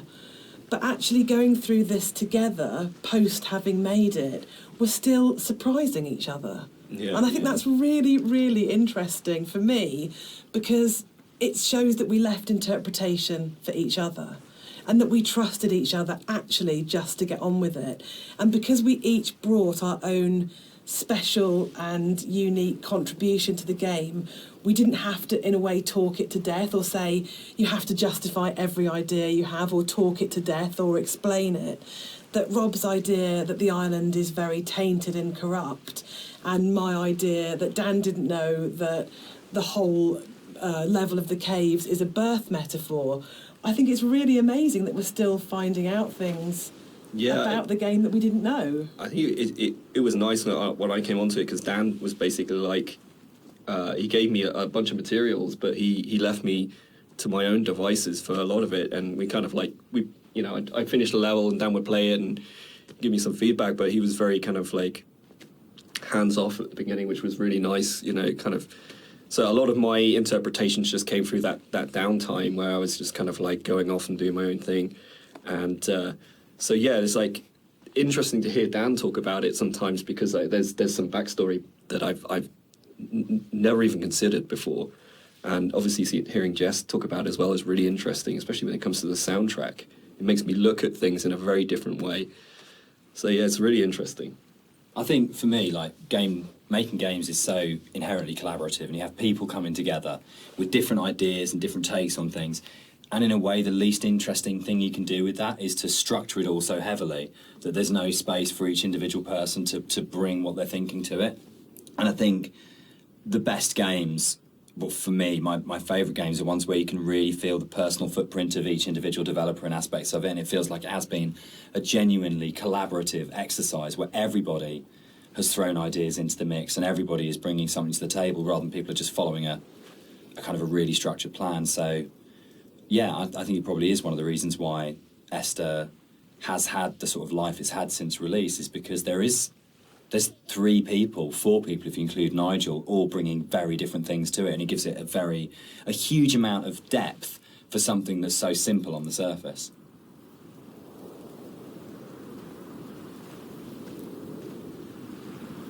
I'd been on holiday to Greece lots of times, and one of the things that I always really responded to emotionally was those shrines that you see on the road, and sometimes they're dedicated to saints, and sometimes they're to markate where an accident has taken place. So you'll get photos of the deceased person and flowers and candles, and they'd always really touched me. And so I said to Rob, I think it would be amazing to get these into the game somehow. And then Rob took that idea and ran with it. And I think they're so successful and they're so beautiful and they're really moving. And I think it's because you had this elemental scale. You have the island and it's huge and you have that scale. And all of a sudden you come around this corner and it's absolutely brought back to the human scale again and to that relationship of the individual. And I think the other thing that it does really successfully is it's a kind of magic realism, because there's no way that you could have all those amounts of candles lighting your way. Who's lit them? The island is empty. Who's put those shrines there? But I just think it's a really lovely bit of environmental storytelling, actually. One of the really nice things about the move from mod to the commercial version is that we had a couple of years' worth of the community talking about the game before we went back into it again. And one of the things that I read on a forum was that someone had constructed this amazing version of the story where they'd decided that the narrator was Paul. And I hadn't thought of that. It was never part of the original writing. And I thought, that's so amazing that as a writer, your audience can find something in what you're doing that you hadn't thought of. So it was really important when we went back in to record the additional set of voiceovers. I thought, I absolutely want to do this. I want to take this idea that's come out of the fans and to run with this and to add an entire new sort of stream of story in there. So we added in a couple of cues within the force level that intimated much more strongly that actually Paul wasn't this other character who caused the accident, but actually you were responsible for everything. But again, it was then trying to find that balance of not overcooking it, so you weren't led to that idea. But just if you happen to have the combination of just a couple of narrative units, then you would possibly come to that interpretation. But it was really amazing to be able to say, it felt like giving something back to the fans that had enabled us to make the remake in the first place. And it's always a lovely moment as a developer to be able to recognise your fan community and kind of say, thanks, this one's yours, this one's here for you.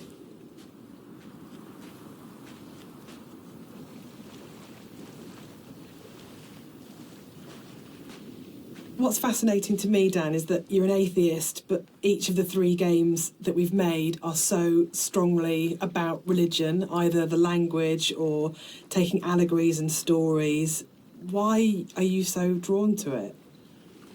I think I'm really interested in people and the stories that make up people. And I think there is like in the Bible, like most kind of religious texts, it's not about what it is, it's about what is behind what it is. And that's what you're really getting to, is the idea of the sort of the parable or the metaphor. And it really felt like, particularly with Paul on the road to Damascus, is a story that many people know and we can understand, and it's about redemption and consequence and guilt and transformation and who you really are and what that means. And it felt like just a really strong, powerful way of making it very accessible, the narrator's kind of inner turmoil, in a kind of a story that we know really well. And there's a universality to those kind of questions that, whether it's, Christianity, whether it's Islam, whether it's kind of Buddhism, that they're asking very broadly similar questions. What does it mean to be human? What does it mean to be a good person? How should we behave to each other? How should we feel about the world we're in?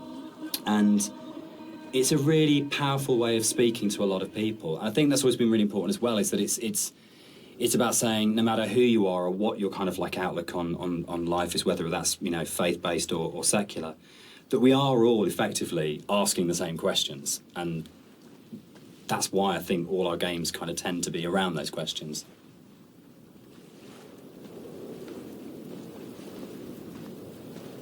Is Dear Esther a depressing game or a hopeful game? For me, it's kind of like a mix of both, really. I think, like, my interpretation is kind of like, always feel like kind of depressed when I think about the kind of turmoil that this guy's been going through for God knows how long, and the kind of environment he's been in, and all these events surrounding his story. But for me, I always feel like a little bit hopeful at the end. The conclusion just feels like a relief, like this is kind of all ended in some way. What do you think, Jess? I think it's a game about acceptance, and I really like that. And I think it's telling that a lot of people with mental health issues have responded really positively to the game, and we get a lot of emails and letters from those people saying that it's helped them through a really difficult time. And for me, that's because it's about the struggle of being human, that it's hard and that we love and that we grieve and we lose, but we come through it. And those things are what makes us human, that it's transformative and that the pain is part of life. And that's a really beautiful message. And I think that's what you do so well, Dan. That's what you write about. You write about what it is to be human. So, Dan, you wrote it. Without wanting to cop out, one of the things about writing it that I really wanted to do was to make something that people could take and could own, and it would be their take on it. And their interpretation of it mattered in a way that mine didn't. My job was to give them the architecture to interpret in their way. So I think that is a cop-out. I do. I think as a think it writer is. you always have. yeah, I think it's redemptive. But I don't think the redemption is as cut and dried as it's all okay at the end. It's not okay at the end. But there is a release, there's an escape, that bad times will happen, but they will end. And they won't always end positively, but they will end. And that's I think, the redemption of it, of saying that This things are never too shall easy. pass. This too shall pass. Which my mum yeah. always says, you know, and I think that's probably the motto of the Chinese room, Yeah, actually, absolutely. isn't it? Like, I don't think it's as kind of openly positive as, say, Rapture had a much more strongly positive end. I don't think Esther has. I think it's much greyer than that. But I think fundamentally it's about coming to terms.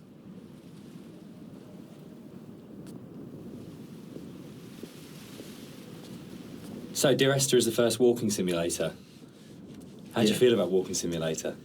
You know what, I think I took offence to it when it first became a thing, but I think actually I don't mind it so much now. I think the fact that we have kind of taken ownership over it, like that genre has been kind of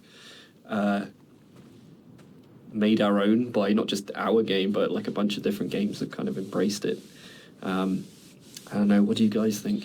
I'm still really confused about the need to categorise in games, probably more than any other creative industry, and I think it shows that games have a long way to come in terms of how we describe an experience. So I do agree with Rob that it's really positive that we reclaimed Walking Simulator, but I still find it reductive, possibly, as a term. What about you, Dan? I think for me, it's people want to know what they're buying and what they're getting into, and I think it's so people understand what a walking simulator is now in a way that if it was like first-person adventure or slow-moving, not very interactive, story-driven games, they're all sort of really very fluffy. But I think if you buy a game and someone says it's a walking simulator now, you've got a pretty good idea what you're getting. And there's been, there's Gone Home, Firewatch, Stanley Parable. There's so many other really good titles that kind of fall within that group of games out there now, that it does have an identity. And I think that's the really good thing about it. I mean, when Esther came out, there was literally nothing. We had no idea how we described it or what we called it. We actually struggled with that quite a lot when it came to Yeah, marketing and sort of as ended up well. being sort of like a ghost story, because it felt like it was the closest thing we could get. But it feels like now you can make a game like this and you can say it's a walking simulator,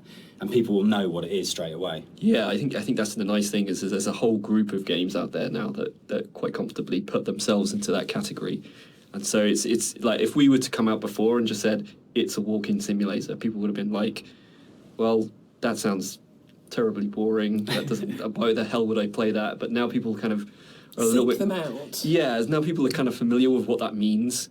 The people out there who actually seek this sort of stuff out, and it's kind of really cool. I mean, me myself, I would actually do that, use that as a term to search. But yeah, I mean, it's a very simplified term for what our game is, and there's obviously a lot more to it than walking. But I think when you look at other genres, they're also kind of very simplified. You know, first-person shooter, role-playing game.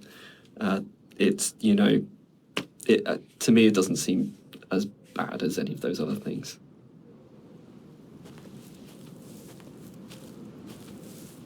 The last level ended up being quite a lot bigger than the original mod, and it's also the one where actually the movement around it is in a way the most artificial. There's the big zigzagging cliff path that basically it's like a series of straight lines from point to point. There isn't a lot of movement, and one of the things that was really difficult to do with that was to not make it feel too much like a corridor and to give it that sort of sense of space and that you were actually exploring somewhere quite natural.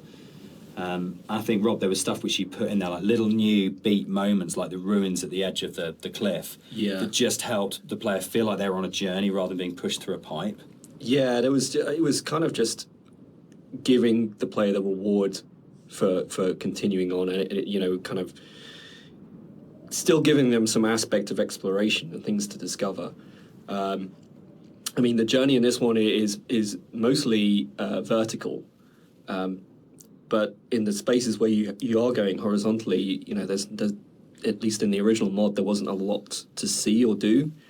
So I just tried like layering in some very subtle things that didn't necessarily add huge arcs to the story, but just kind of added little questions more than anything else. Like I added the dock there with at the end. There was this, there's lots of little bits and pieces that have kind of been layered in to really just make it a lot more of an interesting place despite the size.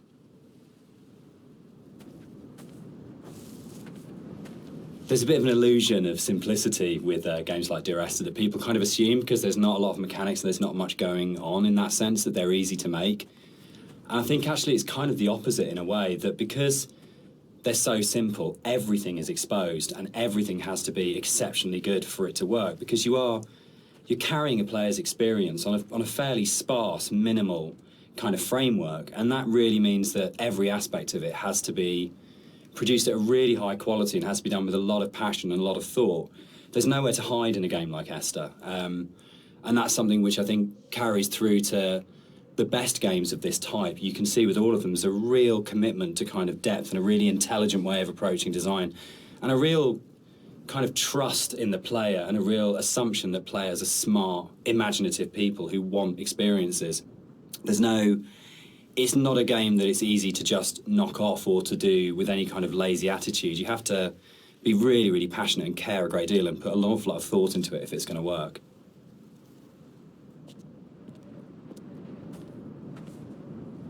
One of the things that I think was added more frequently in the final version of Dear Esther was the inclusion of a number of ghosts in the game. These are not like ghosts that you'd see in a normal horror game. They're just very loose silhouettes that you'll see around the island, usually like quite a distance off or just kind of somewhere that you'd barely see it out the corner of your eye. I think this is a good example of where it's kind of really in your face. And these are kind of just something that we put in to kind of not just bring some unreal elements to the island, but something supernatural as well, something that's kind of beyond this world, something kind of unsettling. And yeah, we've, a lot of effort's been put in to make these things very subtle. I didn't really want them to be like, I didn't want it to be a ghost story, so to speak, but I just kind of wanted to bring some of this supernatural element into the game, and this area is probably one of the most prominent because you can see it just before you go down into the gully here, and I think it's really one of my favorite scenes just because of it being so spooky, so unreal, and so interesting.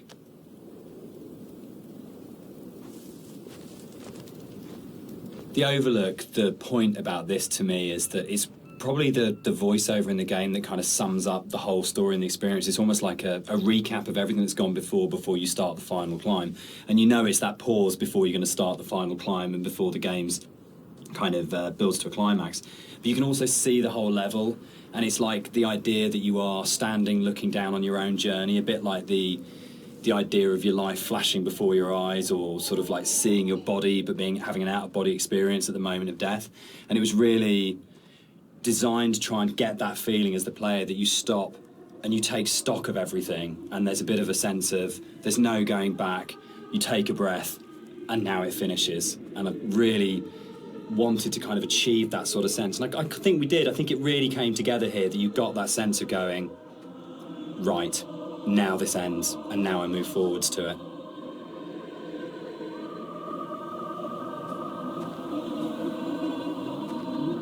So here it kind of, the environment becomes a little bit more surreal again.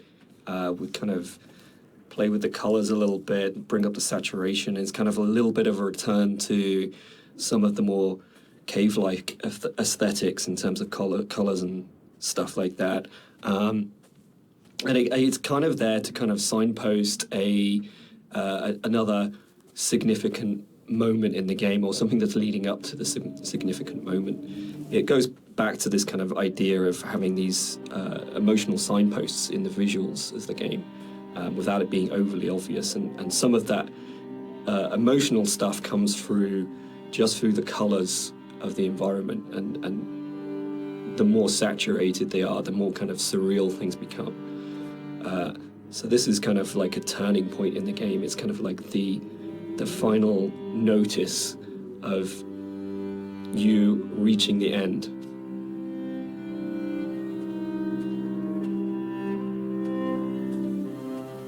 The music that's playing here is a repeat of another cue, and originally we hear it played on the piano, and the string quartet take on the piece here.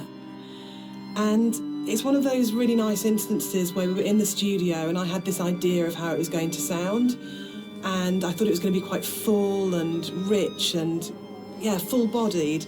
And then one of the string players said to me, this is wrong, actually, for what we're playing. And they said, let's strip out all the vibrato, let's play it in a really Scottish, plain style.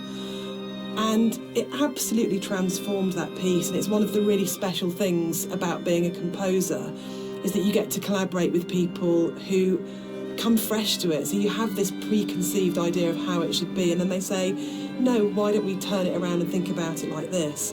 And it absolutely fits and works for that scene, because what we're getting at this point is a sense of fragility, of an ending, and it's almost reminiscent of a funeral procession. It's slow and it's dirge-like.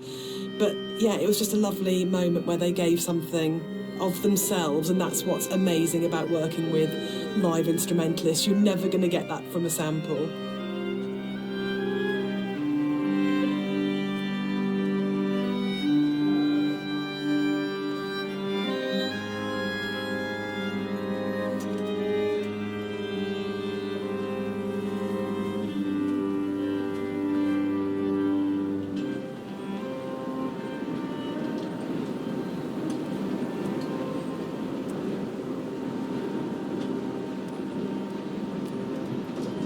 It was possible that this last section of the game could have felt quite laborious and forced because it's two long zigzagging paths that just go up, and there was a real importance to getting it right. Quite a lot of work went into it. I think at this point for me, you probably as a player understand that the narrator's going to die at the end and that this is it. And that unlike where the rest of the island, there's this sense of this could just keep going on forever and ever and ever, and you're going to keep the motif of come back.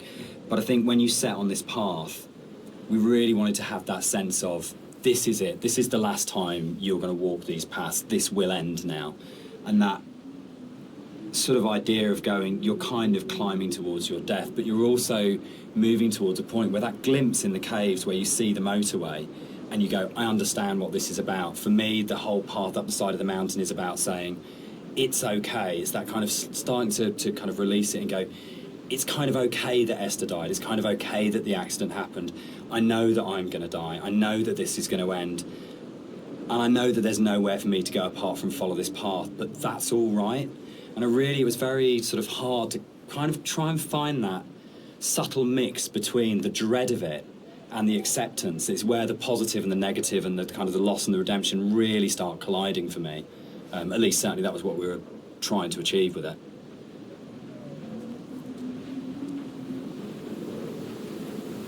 With the climb being quite a poignant moment of the game overall and of the story, it was quite a difficult task to try and make that climb still interesting and not too laborious, because it's kind of this zigzag up there with nothing really. There's no real environment. You just kind of have the sea on one side and the cliff face on the other.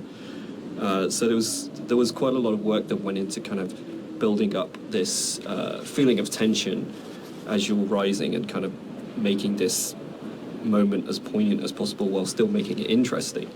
So a lot of effort was put into building up this weather, building up the winds and the swaying of the grass and kind of the volume of the soundscapes and everything mixing together with the music, and just kind of visually really trying to make this a tense moment. And I think it's hopefully been pulled off all right. And you'll notice when you get to the top, this kind of tension dies, and that's very purposeful. You'll see no more wind. It's just kind of like a symbolic thing where you're coming to the last moment, the point of no return, and that's been very deliberately designed that way.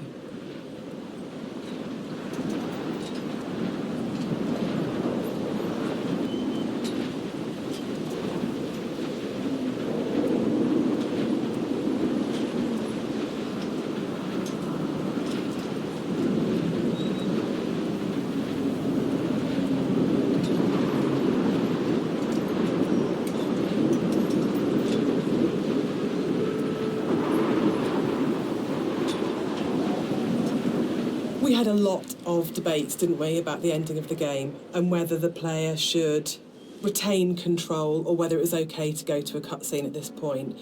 I personally don't mind it. I actually actively like it because I think it works really well as a metaphor for loss of control at that point. Dan, I know you're not as keen. Yeah, I'm not. I would have loved the player not to have had control taken away from them, but to me it was a balance between two evils. The evil of having a cutscene and the evil of the player accidentally falling off the ladder halfway up and destroying the ending.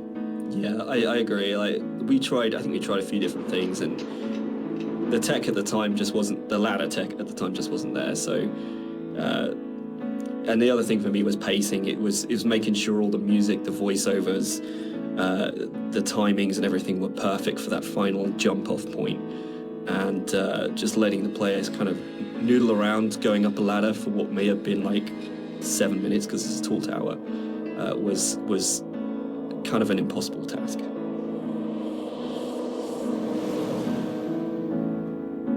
One of the things that I enjoyed the most on working on Dear Esther was Rob's beautiful visuals were so inspiring, but Dan's words are always so amazing to write to. I think that's where we start as a partnership. And the music at the end was so easy to write because that last voiceover, it's the pinnacle of the writing to me, as it should be, because it's the last VO, so you would have failed if it wasn't good. But it is just so beautiful and moving. And for me, talking about whether it's a hopeful ending, the music is really hopeful at this point. And it signifies to me transformation, freedom, escape, acceptance. Yeah, and it was just a beautiful cue to write, actually. I don't know, I can't remember quite where it came from in the mod, but the moment when we went, or we could put the bird in there, and you could see the bird's shadow, and actually it turned from being kind of like a straightforward literal suicide into a metaphorical, or to my mind, kind of like, I always really believed the narrator did turn into a bird just before they hit the ground, and that was really important. I think it's probably the strongest ending in any of our games so far. But yeah, I'm very proud of the way everything came together in that last section. Yeah, I think it's the bird thing is particularly interesting because I think it was in the original mod, but the timings and everything were just all off, and you never really saw the seagull. Yeah, at least the shadow as well. It was all kind of like a little bit broken. And I remember when we went back in, I made a real effort to try and get that shadow just out of the center of the view, so you kind of have this hint of something happening, and I think you can hear the sound of a seagull flapping its wings. It's like very subtle, but like I say, I kind of really like the way that came together. It kind of it's very like say it's kind of like a release, but at the same time there's still this kind of ambiguity there that's kind of beautiful. And I'm really proud that I got the monitor in at the end for an ending of, it goes into the hospital monitor signifying the flat line. And I think it's it's one of those moments where you never want to be so clever that people notice it and it takes them out of the moment, but it just flows in through the music, and it just feels like everything comes together at that last point. That last VO, Rob's amazing visuals and the music, and it feels like a really, really strong and beautiful ending. And then in the last second, Nigel Carrington's delivery of just those two words have come back, where he just pitch perfect. Yeah.